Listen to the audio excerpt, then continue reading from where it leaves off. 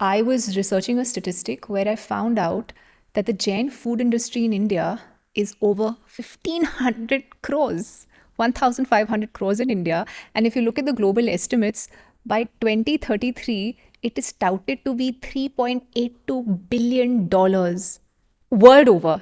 If you start with the airlines, right?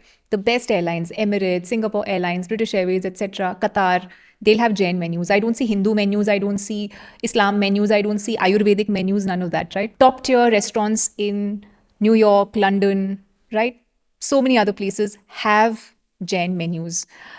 The Jain food has become such a huge currency, right? So, tell me something about Jain food in detail, and also whether the Jain way of eating and consumption can be practiced by everyone or only a specific community. You will be surprised to know that when people did not know what is protein, what is carbohydrate, and when people did not know how to classify food, Jainism had a very profound way of classifying food and the most simplest way of classifying food and wellness.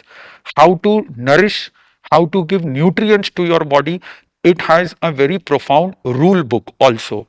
So today I will like to discuss some of them, which will be very helpful to our audience also, and which can be followed by anybody, any layman. So whatever we consume food through our mouth, it is known as kavalahar, the grass, what we eat, kavalahar. This kavalahar is divided into four parts. One is asanam. Asanam means grains and pulses. The food which satisfies our hunger, that is asanam, grains and pulses. Then comes panam, the food that satisfies our thirst, that is panam, water gained from rains and rivers and wells, the flowing waters. Third is khaimam, that is the food which satisfies your hunger also and thirst also, for example cow milk. So asanam, anaj, grains and pulses, rice, dal, these are, they satisfy our hunger, they are solid. Then comes panam, water, river water, rain water, well water, the flowing waters. They actually have the potential to satisfy our thirst. Right now, we in cities we are having water from lakes. They actually don't have that potential to satisfy our thirst. You just go on drinking water, go on drinking. Might be your stomach gets full, but you won't be able to satisfy your thirst. The flowing waters, they satisfy your thirst. Then comes khaimam, means the items, the food which satisfies your hunger also and thirst also. And the fourth part is saimam, which doesn't satisfy your hunger also and doesn't satisfy your thirst also. These are only for medicinal properties. Means salt, namak, haldi, turmeric, they don't satisfy your hunger also, they don't satisfy your thirst also, but they are used for our medicinal properties. So these were the four kinds of classification of food. Now we have a rule book that we shouldn't eat the food which is under the ground, because when we eat from the plants, when we pluck fruits from the plant or things from the plant remains over there, it is alive. But when you remove the roots, the whole plant is destroyed. Okay, okay. You should not destroy from the root.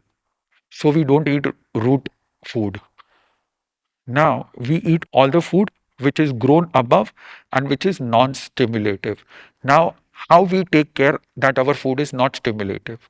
For example, in the morning when the sun rises, the environment is cool.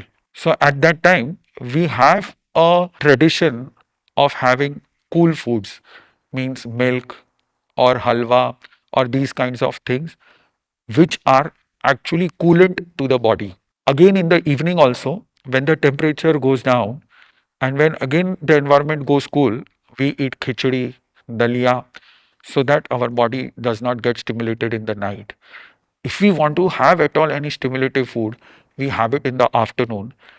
Even though we eat how much ever stimulated food in the afternoon by following these rules, We don't get acidity. See, you get acidity in the evening. You may get acidity in the morning.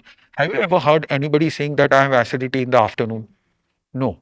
It doesn't start in the afternoon because the sun helps you to eat. So when the temperature is hot outside, you can have hot food inside. Okay. When the temperature means, I'm not talking about the temperature of the food, I'm talking about the nature of the food. Hot food means spicy food, and the cool food means which is alkaline food, which makes your body alkaline. So these kind of foods have to be eaten according to the temperature of the environment also.